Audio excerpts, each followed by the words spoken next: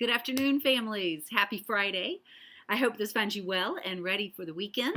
I wanted to start with a huge thank you to all of you who remember to remind your children to bring their crazy masks to school today. I brought mine. I have millions of eyes to see the children with today. It was great fun. I hope that I'm able to get some pictures in the newsletter in time this morning to get them in the newsletter for you today, so I will try. A few quick reminders. This Wednesday, February 24th, is Pink Shirt Day. So please make sure that your child comes to school on Wednesday in a pink shirt. They can wear non-uniform bottoms and a pink shirt. And we're doing this to honor anti-bullying. We'll be talking about it in classes. Please make sure that your child has that pink shirt. Thank you. In the body of the newsletter this week, please be sure you read. There's a section called Updated Travel Protocol. And this is what we constantly monitor, what's happening in the country and what the CDC and the Ministry of Health are recommending. So for that, what we have done is we have updated our travel protocol. If your child travels outside of Costa Rica, you have two options of how you can keep the community safe before your child returns to campus. So there are two choices. The choice one is what it's always been, that your child can quarantine at home for 10 days. And during those 10 days, of course, your child will have access to virtual school. So that's option one. Option two is that on the 6th day that you return from travel, so you count the nights, 5 nights, on the 6th day that you return, you can get a COVID test and produce the negative COVID test, and your child will be allowed to come back on campus. Now, that's actually really a viable option because Costa Rica now has the rapid test available. They're less expensive. I believe they're 30,000 colones, 29 or 30,000 colones, so they're less expensive, and they're rapid. You get the results in about 2 hours.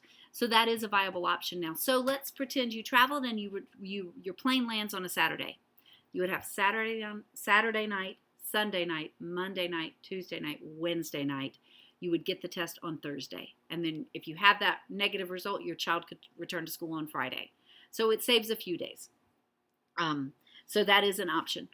Also, in the body of the newsletter, there's information about if family members or someone that lives in your child's household travels outside of Costa Rica. Your child does not have to quarantine if someone in the household travels outside of Costa Rica, but the person who traveled does need to self-quarantine in the house. Keep social distance from the person who's attending campus.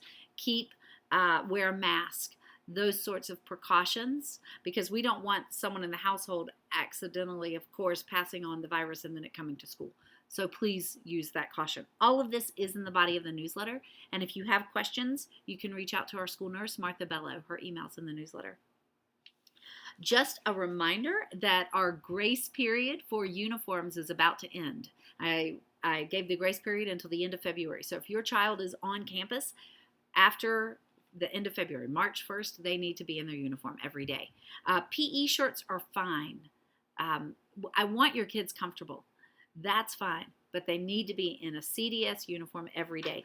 I will link the order form in the newsletter. So please use the order form. You can order ahead of time and just pick them up.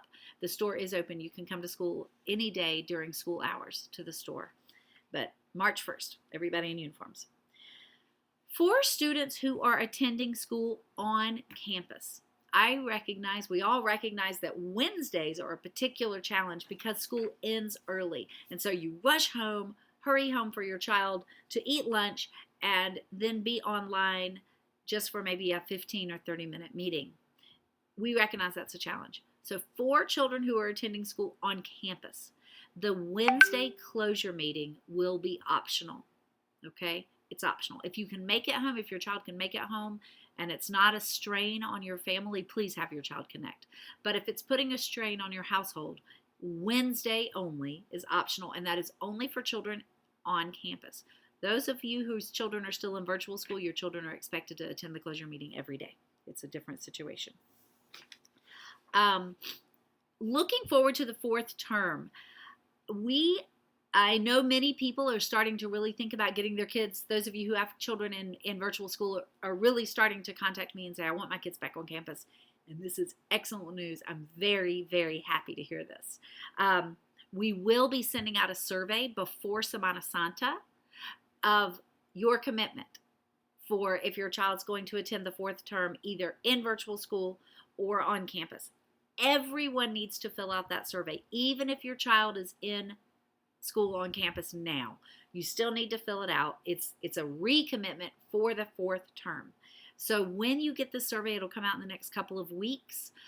You're going to need to make a commitment for March, April, May, and June for the fourth term of if your child will be on campus or in virtual school. I'll have more information for you, but I just want you to know that that is coming, and so you can start thinking about it.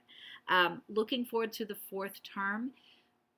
We have not yet found a safe way that we can have children on campus all day. I am still working very hard, working with the teachers, working with other leaders, working with school leaders from around Costa Rica and around the world to do it safely, because that is, as we've said from the beginning, our number one priority.